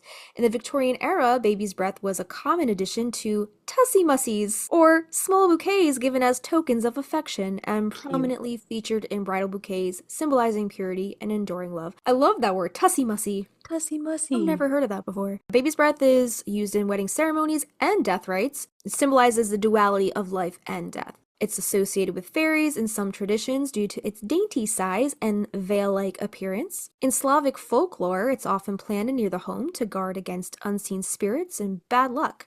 And in some Asian cultures, like China, it's increasingly used in weddings to express innocent emotions, symbolizing purity and good wishes. And in Japan, it's known as the mist flower, M-I-S-T, or the kasumji so, and represents subtlety and understated elegance, but could also symbolize thankfulness. In Hindu ceremonies, it may be incorporated into wedding ceremonies to represent beauty and innocence, complementing other flowers that signify auspiciousness. And some other interpretations. Spiritual connections. Some believe baby's breath represents a connection to something divine, such as God or a higher power, due to its ethereal presence. I always it's kind of like angelic, right? It kind of has this like angelic vibe to it. So maybe if you work with the angels, it's a good flower to have on your magic working space next to your angel oracle cards if you guys work with those. In some contexts, it's associated with prosperity and good fortune, especially in celebrations and special events. And the specific meaning of baby's breath can also be influenced by the context in which it is given. For example, in a wedding, it might primarily symbolize everlasting love and purity, but while a baby shower, it might represent innocence and new beginnings. So it's frequently associated with, what I just said, the angels There and you the go. celestial realm, seen as attracting and connecting with angelic beings, perhaps due to its delicate cloud-like appearance. Some beliefs link it to spirituality and the Holy Spirit in Christian traditions. In various cultures, baby's breath is given to new mothers as a symbol of innocence, purity, and good luck for their newborn babies. And it's also been connected to the idea of reconnecting with lost loves or estranged family members. So let's talk about cats again, right? We did a whole cat episode, so check that out. We'll link that in our show notes. But this is one of the big myths. I've never heard of this before, but this is saying that cats can steal the breath from babies. Have you ever heard of this myth? I have. I heard you're not supposed to really let your cat around a sleeping baby Okay. because they'll lay on their face. Okay, so this is from a Reddit user named Beyond the Bump, and this was posted 3 years ago. They say, I never had heard much folklore until I became pregnant, and then it was just everywhere. But I was surprised when my dad was visiting and became upset. Lo has floor time while I'm in another room because he's unsupervised in a house with cats. Apparently, there's a saying about watching cats so they don't steal a baby's breath. This is fascinating lore, and I'd love to find its roots. We have 2 cats, and now whenever they get near the baby, my husband and I will turn to them and say, no baby's breath for you. No. So I've never heard of that myth before, but I did a little more digging, and this article comes from animals.howstuffworks.com. And this article is titled, Do Cats Really Steal Baby's Breath? So every year, more than 4,000 infants die in the US alone of causes that are not immediately known. The source is from the CDC. While a small portion of these deaths are blamed on accidental suffocation or strangulation, the remainder are attributed to sudden infant death syndrome or simply to, quote, causes unknown. At the start of the 21st century, with all we know about medicine and science, we're still faced with thousands of unexplained baby deaths each year. And it makes sense that the people living in earlier times, when infant mortality was much higher, were looking for a cause or explanation for these types of deaths and decided to blame it on the cat. Because cats are extremely convenient scapegoats thanks to their link to witchcraft and evil. In 1233, Pope Gregory IX himself decreed that black cats are incarnations of the devil, leading many to round these cats up and kill them off in an attempt to keep the devil at bay. And with his wicked reputation, it's no surprise that people also blamed the cat for unexplained baby deaths by accusing them of sucking the breath out of the baby. No. This myth became so prevalent that the following item was found in the annual register from 1791, which, quote, a child of 18 months old was found dead near Plymouth, and it appeared on the coroner's inquest that the child died in consequence of a cat sucking its breath, thereby occasioning strangulation, end quote. And that source was from Notes and Queries. And while this myth lingers to this day, it's taken on a slightly more believable air. Drawn by the sweet scent of milk or seeking a bit of warmth, cats will snuggle up to the baby, inadvertently suffocating the child rather than deliberately sucking out his breath. A cat was originally blamed for a case of sudden infant death syndrome in the UK. In 2000, when the mom of a 6-week-old baby claimed she found the cat laying on his face before discovering the baby was dead, upon further research, authorities determined that the child died of SIDS, not suffocation. Yeah. But still, yeah, that's horrifying to walk in your room and see a either cat way. sitting on your baby's face. Yeah. So despite the fact that cats sucking the breath out of babies is a definite myth, parents should still do their best to keep the cats out of the crib. And think of the cat as a loose object. Just as you keep blankets, pillows, and other loose objects out of the crib, you should also keep the cat out of the crib to avoid suffocation, which could occur if the baby were to press his or her mouth against the cat's soft body. And if your favorite feline insists on sleeping in the crib, use netting or a crib tent to force him to steer clear. Yeah, so Yeah, as a kid, no bueno, but as an adult, I just love smushing my face in their little side and like, oh, you're so cute. I love sniffing my cat. I know we had our whole bit on cat huffing. Remember? Oh, yeah. Like, I need to huff a cat, please. Coming home from work from a long day, and I'm like, Coraline, pancake. Just something to take the edge off. Yeah. I don't know. Why does that work? It's so... I don't know. And they smell amazing. Like They do. they Yeah. lick their fur with their hot fish garbage breath, and somehow they still smell like sunshine and vanilla. I don't know how that You're so works. right. But yeah, that's just a little bit about that myth. I also went a little further down the rabbit hole and I found another post on mythology.stackexchange.com where a user named Dorian posted the following. Dorian says, I'm sure we've all heard of the myth of cats stealing baby's breath, but I'm looking for more than that.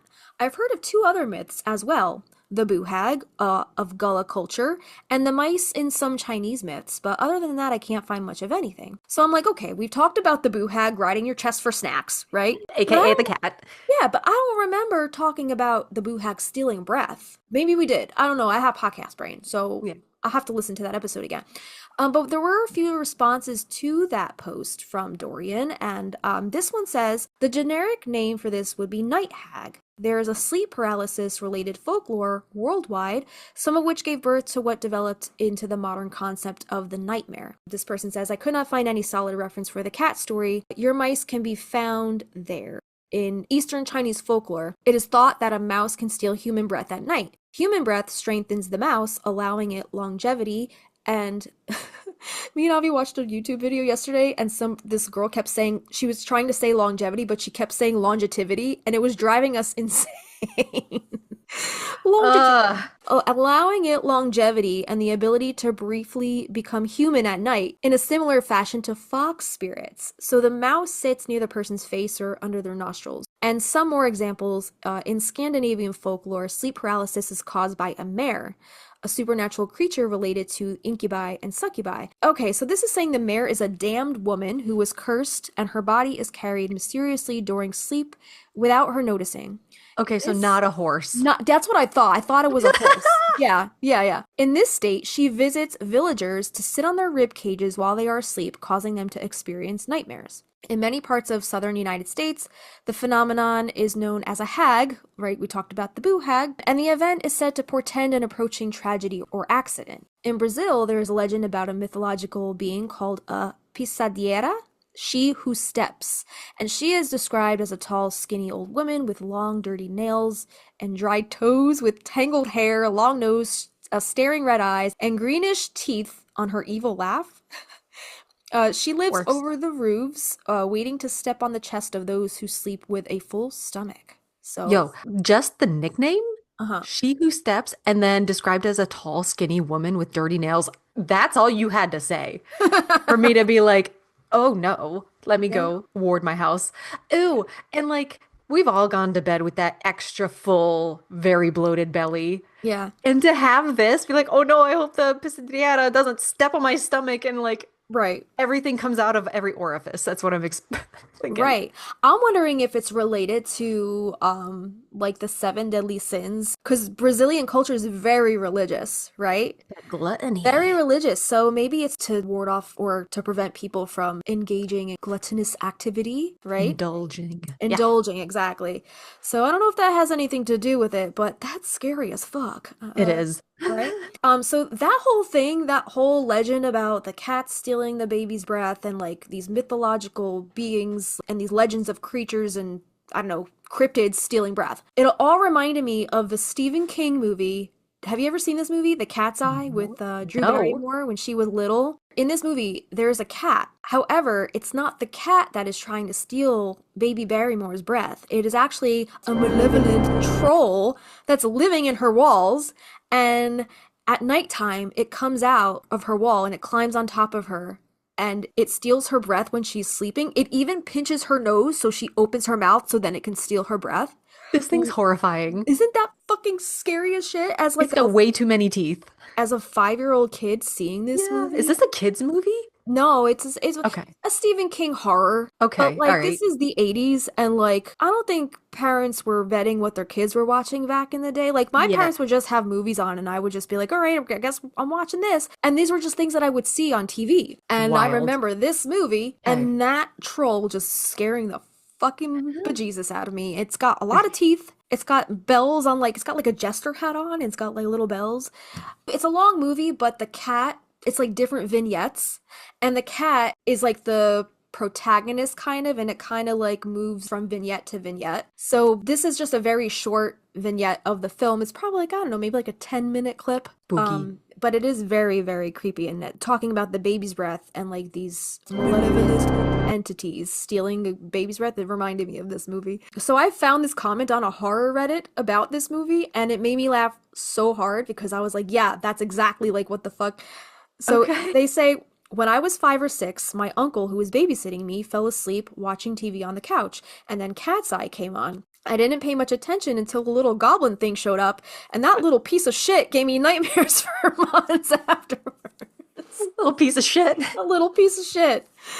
That made me laugh so hard because that's so true. Like, watching this movie as a little kid, it was like nightmare fuel, and it stuck with me forever. This movie and Chucky. Like, I remember Chucky. I remember that movie being on at a fucking sleepover that I was at, and I was like 5 or 6 years old, and that movie's on at a kid's sleepover. And for months, for like ages afterward, I would have bad dreams of Chucky. Like, I had a daybed that was like up against a wall, and I would have dreams of Chucky like smashing through my wall and like grabbing me from my bed and like pulling me into the wall. Yeah. That's so crazy. The shit that our parents used to let us watch in the 80s was wild. I don't know if I ever saw it all the way through. I know it had like been on here and there, but like we were doing other shit. But I remember my dad had side work at one point clearing out this like almost like a Sears, and he was like between jobs. So of course he took us 3 kids like, hey, help us gut this place out. Yeah. And it was like the coolest little side gig because it was all abandoned, right? So we could go like in the basement, in the shipping, and wherever. I was probably 10 years old. Yeah. And there were these like conveyor belts that they had from the basement to go up that they could put boxes on. And I remember us like climbing up there, and my older brother, 3 years older than me, is like Chucky's gonna get you, and he's like chasing us up this conveyor belt. And I just remember being horrified because like we would skirt around with the lights off in there. It was pretty dope for a kid. Whoa, kids have so much balls. Like, I remember, I would not do that today. Oh my God, me either. Like, as a kid, like looking back, like me and my brother, when we moved to our town, because we came from like a city area, when we moved to the suburbs, it was a pretty new development, but there was like a lot of new construction going up. So there would always be like, new houses getting built. And we would go to these construction sites and we would gallivant through these like houses that weren't done being built yet. And like on the second story, the stairs aren't done yet. Like, that's a straight shot down from the top floor to the basement. And we're like looking over like, oh, like in the dark at dusk, nails and like tools laying around. Like, no child should be gallivanting around in an area like that. And we did that. That's what we did for fun. I know. We had a great time, and we got like paid. We got $60 for 3 days of 12-hour work. But yeah, I remember it was called a service merchandise. I don't know what those used to be, but it was just some kind of like department store. Okay, but yeah, super spooky. Chucky's gonna get you! Like he's running after me. That would traumatize me for life. Yeah. But I hate it. Let's go. Yeah.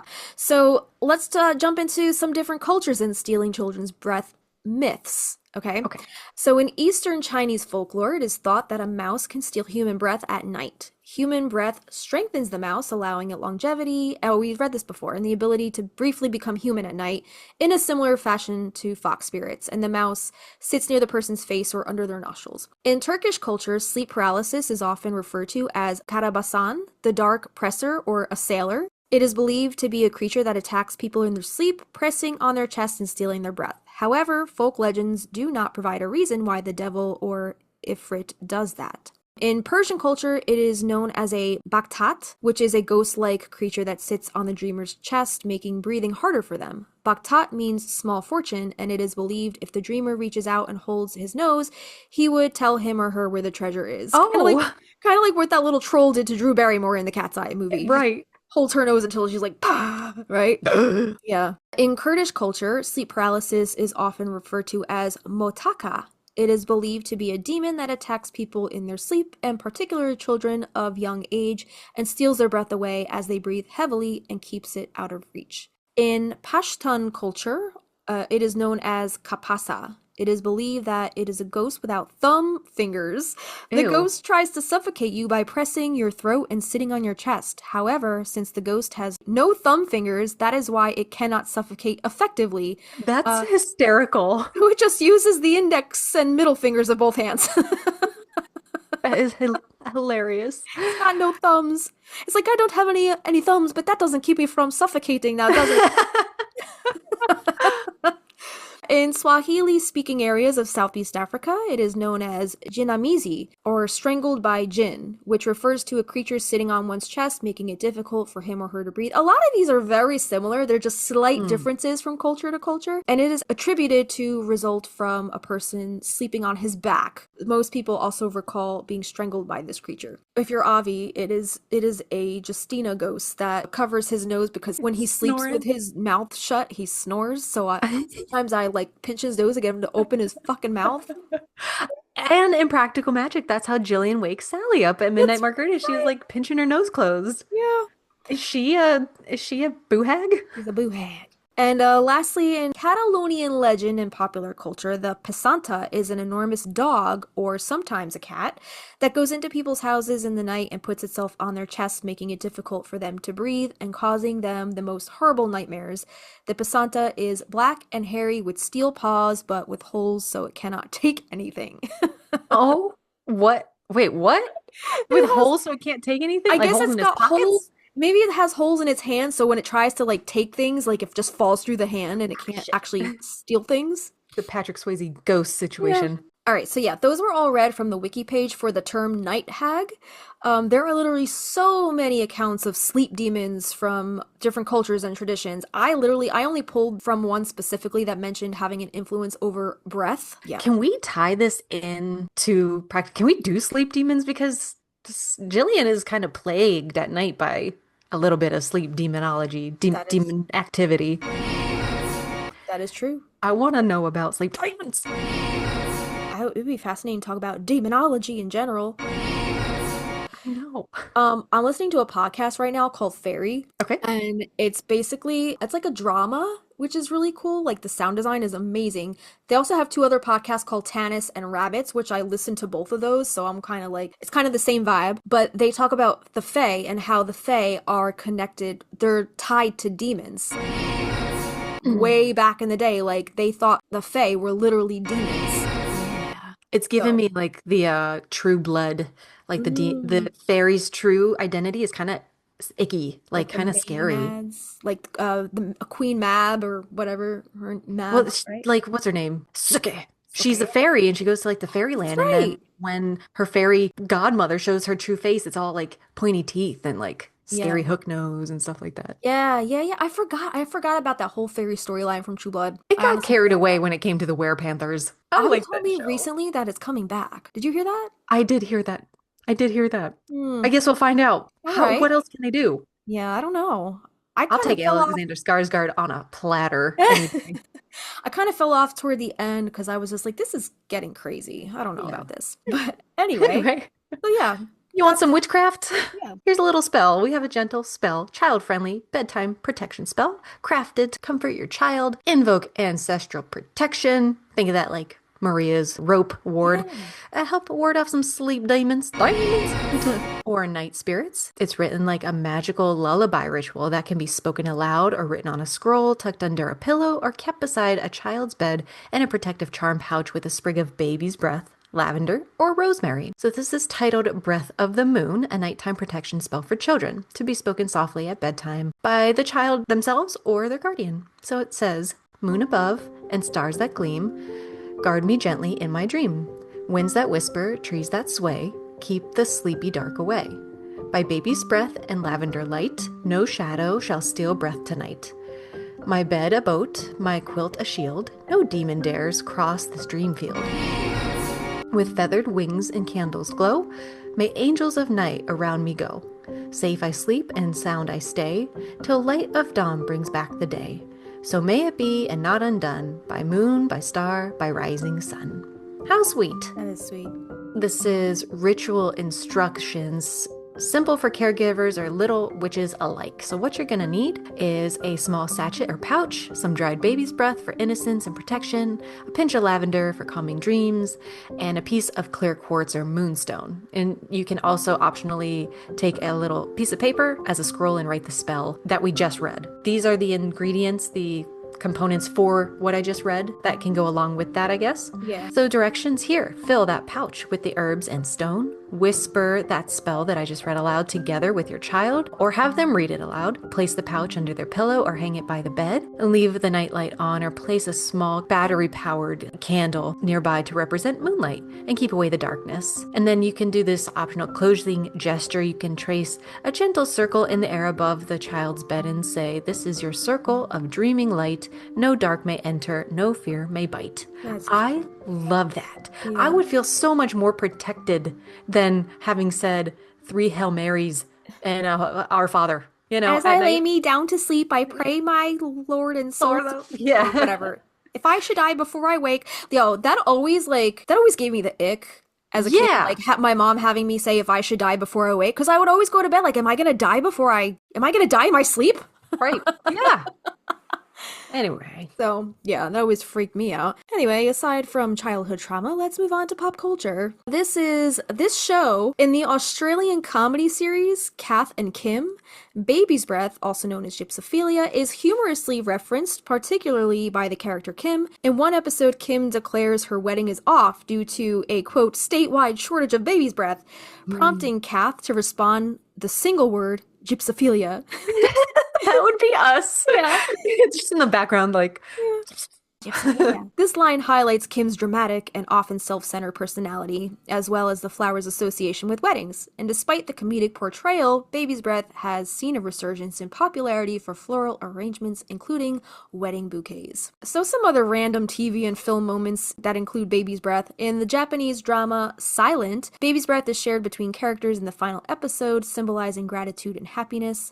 In Gilmore Girls, Baby's Breath is mentioned in an episode, with one character associating it with hospital settings, highlighting its versatility in different contexts.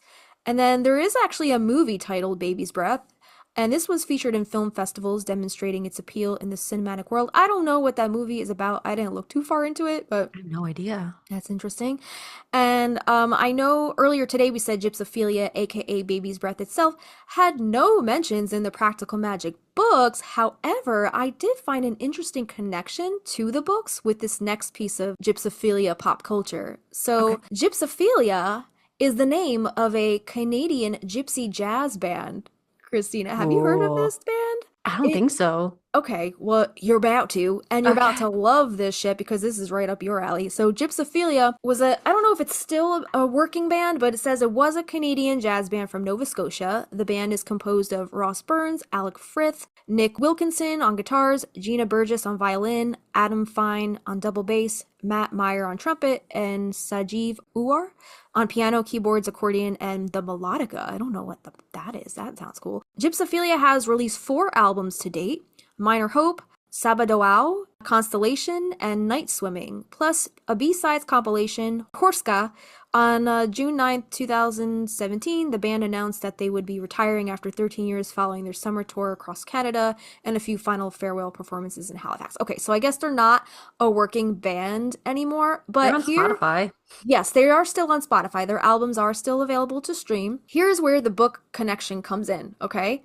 Gypsophilia was initially inspired, this band that we're talking about, was initially inspired by the music of French jazz guitarist Django Reinhardt. There it is. And we just talked about him, right? In our recent Fire episode, number 125 from our Elemental series. Just this past month, we actually talked about Django Reinhardt. He was a real-life legendary jazz guitarist, and Alice did what she does best, blending historical figures with her fictional characters. And in The Rules of Magic, Vincent Owens finds a guitar that belonged to Django Reinhardt, a Romany French jazz guitarist whose 3rd and 4th fingers were paralyzed after he survived a devastating fire. Instead of quitting music, Django created an entirely new style, a 2-finger technique that became his signature style, which was the style born from survival. So I thought that this was interesting, that even though Gypsophilia wasn't mentioned in the books, like the flower anyway, right?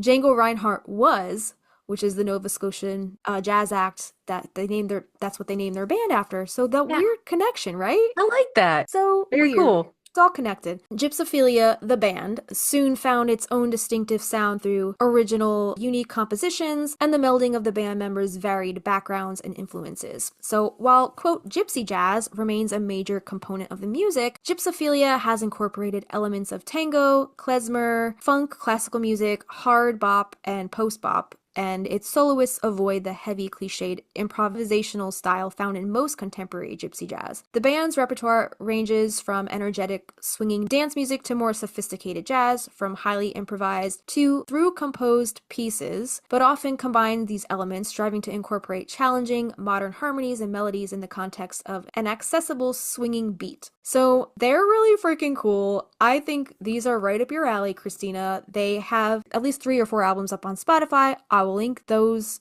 albums in our show notes. They're giving the Let's Go Together Jimmy vibes for sure. So check them out and let me know what you think. I will. Yeah. We love gypsy jazz in this house. I put it on when I'm cooking because it's almost like I want like French bistro in the kitchen music, but that doesn't always give me what I'm looking for. Gypsy jazz every time is like we're cooking, we're jiving, we're a main character in our own movie. And Aaron is very, very impressive when it comes to gypsy jazz playing. Really? Yeah, I'll have to get a video of him doing it. He's pretty good. Nice. Yeah, that's cool. I will save them. I pulled them up on Spotify, so thank you for the suggestion. Nice. Yeah, that was something that I came across that going down these rabbit holes, you find stuff you never would even expect. Yes. So I love that. And then there's a video. I was looking through like YouTube and trying to find like different videos and stuff. And I'm like on baby's breath, obviously, but I wasn't expecting to find this cute little DIY paper baby's breath video. It's like it shows you how to make paper baby's breath. Like I guess crepe paper. I don't know what they use to make it, but oh my gosh. Oops. Let me turn the volume off. it looks really cute. So I will link that in our show notes for Wow. anybody who wants to try this little craft project. Very tedious, it looks like, right? Yeah. Very cool though. Hey, if you got a rainy afternoon, why not? Why not? Yeah. Why not? It's because a friend of mine sent me a whole like greenhouse Lego set to put together. Or no, Oh, not I Lego do. set, whatever this thing It's is. like a It does. book nook. A book nook. Yes, those Yeah. things that slide in between your books. It's like a Just book need to nook. send me a little greenhouse for my birthday. I can't wait to see that when you're done. I want to get one for myself because I've been wanting to try that for like ages. It's something that I'm like always put to the back burner, never get around to. I actually gifted my mom one for her birthday this past year too. I got her a different one. I got her like a French cafe or like a rose garden bistro or something like that. Love it. And she just retired, so now she has time to do that. Oh, It's like it was like a retirement birthday gift. So I love it. yeah, I I want to wanna get one start it. and try it too. But that's all I have for baby's breath. That was a good deal. I told Caitlin what we were talking about today. She was like, "What are you gonna talk about for like 3 hours?" Oh, has she not listened to I know. I was like, episodes? hold up. We can rabbit hole a rabbit hole. I wonder what our shortest episode has been to date, not including WMSR. Right. You know, Yeah, I'll even have to those go are look. pretty long, right? Yeah. So as we close our circle today, we return to the paradox that is baby's breath. A flower so small, it's often overlooked, so essential, it weaves its way into nearly every bouquet, every ritual, every farewell. It is fragile, yes, a whisper on the wind, but it lingers in weddings, in funerals, in spells, in childhood crowns. It is a breath that never fully disappears. And then we just, would you like to read this poem? Well, I thought Miss Gemini, the air sign, can read it. Oh, I'll do my best. All right, here we go. This final poem says, "The air remembers. The air remembers what we forget. The scent of spring, the soft sunset. A petal falls, too small to keep, yet guards us gently in our sleep. Though breath is breathed and flowers fade, the love we plant will never jade. So whisper spells with steady grace and trust the wind to hold your place." So sweet. As the petals fall, may your magic rise. Until next time, keep your breath soft and your spirit wild. I love that. Very beautiful. That is beautiful. So, Jess, thanks for putting this together. It was fun. If you'd like to support our podcast, here's how. If you guys do want to support the podcast on Patreon, you can support us for as little as $1 a month.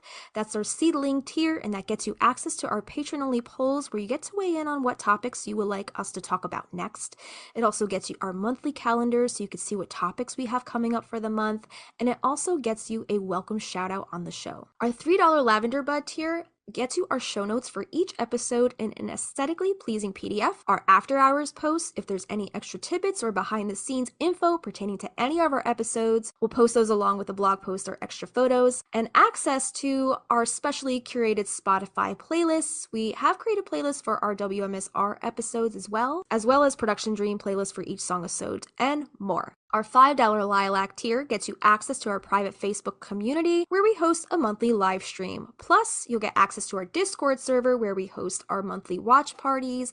And also on the Discord, you can join in on the discussion with other Magnolia Street neighbors via the various interesting channels and threads. And then here's the $8 Rose tier. This gets you access to extra audio visual content such as a once a month full-length video episode, unlimited bonus videos, uncut footage, cutting room floor footage, bloopers, outtakes, meditations, exclusive interviews, and old home videos from the vault, or spell or ritual videos, and more. It also gets you bonus content to coincide with our song-episodes, such as full-length demo streams of our original Practical Magic inspired music, plus lyric sheets, guitar chords, and original scratch demos, or bonus video performances of our songs and more. Lastly, we have our $15 Wisteria Vine tier. Just like a twisting Wisteria Vine, there's a way for you to stay connected with us, the Stinas. In this tier, we invite you to join our private Marco Polo video messaging app. The app is totally free for both Android and iOS. Sign up with your phone number or email, and we will help you do the rest. This is a great way to chat with each other in a more intimate group setting, face-to-face via video recording. We love to show each other our pets, our gardens, or anything else you'd like to share. And just a reminder that the higher the tier you sign up under, the more rewards you get, because you get all of the rewards of the tiers below it. You can upgrade or downgrade or even cancel at any time. So to support the podcast, head to patreon.com/Magnolia Street Podcast. Yeah, and there are additional ways to support us and our podcast that don't cost you any money. If you do listen on Spotify, please give us a star rating. If you listen to us on Apple Podcasts, please give us a written review. We love sharing those on our Instagram. And if you're on Instagram, we would really appreciate any reposts or blurbs about our podcast. And make sure to tag us at Magnolia Street Podcast in your feed, posts, stories, and share us with your Practical Magic loving friends. Yeah, there you go. And also don't forget that our new album, Welcome to the Neighborhood, the Magnolia Street Sessions Volume 1, is now out, available for streaming on all platforms. And if you'd like to support us directly, you can purchase the digital album from the Stinas of magnoliastreet.bandcamp.com. And we do hope to do a physical release in the near future, so definitely keep a lookout for that. Yay! That is everything. I like this. Yeah. This was I this was wonder, nice. they don't even sell it at like, here's a potted plant. Yeah. You know? Right. Yeah, why Yeah, I'd like to not? see this out and about. And like, where do florists even get it? They got Where their do they own get like it? they got their own like Gypsophila dealer. Like Dealer. Yeah. it grows somewhere, but I've never seen it grow in anywhere like in the Right. wild. It's right? just a bunch of people making those little paper ones. You know? That's what has been in our bouquets this whole time. Yeah. Yeah. So next week is the 4th installment of our Elemental series. We're tackling water. Glory, do we need it? It is hot as Satan's asshole up in the south in the middle of summer. And Justina connects it with mermaids. This time of year, everybody's going to the beach. We're talking about water next week, so come back for that. And new episodes every Friday. Yeah. So with that said, we'll see you next week. I'm Justina. I'm Christina. And we'll see you next time. At the house on Magnolia Street, would you go down to Magnolia Street where the wisteria grow wild? At the house of magic and mystery, so would you go down to Magnolia Street? Went high that time.